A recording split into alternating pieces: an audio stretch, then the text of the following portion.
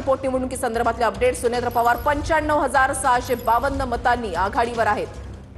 दादांइतकीच lead ही सुनेत्रा पवार यांना मिळेल असा विश्वास त्यांनी व्यक्त केलेला आहे। 95,652 मतांनी सुनेत्रा पवार आघाडीवर आहे। कुठलेही प्रमुख पक्ष या ठिकाणी निवडणुकीच्या रिंगणामध्ये नाहीत, अपक्ष काही आहेत।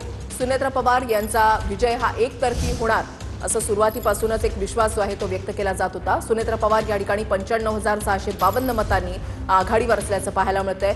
इकडे राहुरीमध्ये भाजपचे अक्षय कर्डिले 50,273 मतांनी आघाडीवर आहेत। बारामतीमध्ये सुनेत्रा पवार आणि राहुरीमध्ये भाजपचे अक्षय कर्डिले हे आघाडीवर असल्याचे या ठिकाणी पाहायला मिळतंय। सुनेत्रा पवार 95,652 मतांनी आघाडीवर। राहुरीमध्ये भाजपचे अक्षय कर्डिले 50,273 मतांनी आघाडीवर आहे। बारामतीमध्ये सुनेत्रा पवार 95,652 मतांनी आघाडीवर।